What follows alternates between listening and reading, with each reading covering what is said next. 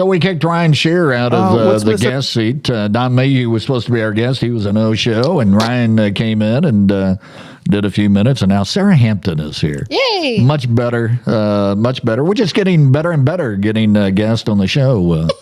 By not having somebody show up, we just book ourselves. That's right. So Sarah's with Lebanon Now, and you do a couple of shows on Lebanon Now. So what shows are you doing? I do the Hughes News every week with the Hughes Senior Center, which is literally my favorite. Yeah. Why is that? Everybody's so friendly. Yeah. I've been up there and sang a couple times with Monty Luke. You know, I saw that, and you did I think a Kid Rock song, and did you do the picture? I think. Yeah. That's one of my favorite songs, by the way.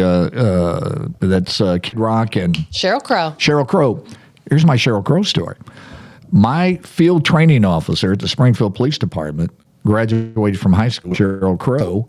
Cheryl Crow's mother was his kindergarten teacher. Oh, wow. In Kennett, Missouri. How about that? I love her. I've been listening to her my entire life and seen her a couple times live. Did you know she was a teacher down in Kennett? I did, yeah. So anyway, I thought you were really good. Thank you. That and Loretta Lynn. You're a Loretta Lynn fan. I've sang Coal Miner's Daughter and You Ain't Woman Enough. And you want to do a little Coal Miner's Daughter here? No. Are you sure? I'm positive. So I had an event one time that I was going to speak at, and I was afraid there wouldn't be anybody show. Ended up, we had about 250, 300 people there. But you know how that fear is that you're going to. So I had a lady come up, and I'm telling her, man, I'm afraid nobody's going to show up to this gig. And she said, well, you have to be like Loretta Lynn. And I go, what? And she goes, you need to be like Loretta Lynn. And she goes, one time I went to a show. She came out. There was hardly anybody there because the promoter failed to promote the show. She came out, apologized, and she said, and there was only a very few people there for somebody that would, have 15, 20,000 people show up for a show. And she said, well, I'm going to put on a show. And so for the next hour and a half, put on the show like she would if there had been 15,000 people. So she looked at me and said, no matter how many people show up, you have to play like you're Loretta Lynn. Yep. I love that. I love her. What do you like about Loretta Lynn? So funny enough, I grew up watching the movie Coal Miner's Daughter. Yeah. I've probably seen it 50 times.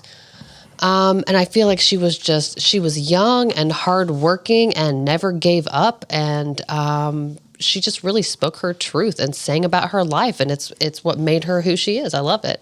Really talented as a songwriter, and went to Nashville, and she had kind of a little bit of some relationship with to the Ozarks. She sang on the television show. She was the girl singers they used to for the Wilburn brothers, who are from Hardy, Arkansas, which is probably 2.5 hours south of Lebanon. Did you know that? I did not know that. See, the things you learn on Millsap in the Morning is just endless. Is endless. It really is endless and stuff. And what other shows are you doing on? We get off Loretta. I do Pet of the Week with Claws and Paws. Yeah. I've been doing all the girl power stuff. We've done a lot of interviews with local women, business women, inspirational women. We like to go and do the delivering joy once a week and just kind of show up and randomly surprise somebody with gifts that has been through a hardship or is a fabulous human being and gives but never gets anything in return. I've not got that prize yet. It's all girls. Oh, it's all girls. Yeah. Okay, I got you. So you'll have to nominate your wife. I guess I'm not. She probably said I went through a lot of hardship. I've been with them since high school. Yeah. So there you go. One of the things she said to me, I thought was really interesting one day, that you were downtown and somebody, people are starting to recognize you because of the stuff you're doing. Yeah. You got your own little fan club. I do. It's weird. And now I'm on a billboard. So everybody kind of gives me a bit of I guess they poke fun at me for having a billboard. My best friend drove by the other day and her dad's like, and to the left, you're going to find your best friend on a billboard. So you're becoming very popular. You got your own fan club. You got a billboard, and I suppose the best I've got is I have a radio show. Did I tell you about that? Yeah. Yeah. So let me tell you about that. I've got a radio show. I did this last time that Ryan was here and we had to fill time. We talked about the fact that I have the most popular radio show in Lebanon between 9 and 1 on KTTK. awesome. Yeah, did you know that? I did not know that. See, so anyway, Mondays, Tuesdays, Thursdays, and Fridays on KTTK from 9 to 1. The number one gospel radio show in Lebanon. So people need to turn on the radio. Yeah, exactly. Yeah. 90.7. By the way, it's the only gospel radio show in Lebanon between those times. But it's the best and the biggest and that is the one to listen to. It is the one to listen to and all that. So you've been with Ryan down at the fair. What did you think of the fair? It was my first time at the fair. Really? Yep, because I only lived here a couple years. Yeah. My son's birthday is today, so we took the kids last night. And well, happy birthday to the son. How old is he? 13. Really? Yep. I had to cry about it a little bit this morning. It's hard. Well, he's turned 13. You're going to do a lot more crying. Yeah, I'm sure. Yeah. But I grew up in Ozark, so I never really felt like a city girl. But going to the fair last night was totally different than I've ever experienced. We sat and watched the whole hog show. Yeah. And I know that they are bred and made for specific reasons, but they were so cute. They were so cute. The children showing or the pigs? Both. Oh, okay. I just wanted to check. Some of the children showing, there was this boy that had on this bright pink jacket, and everyone was sparkly, and they were fabulous.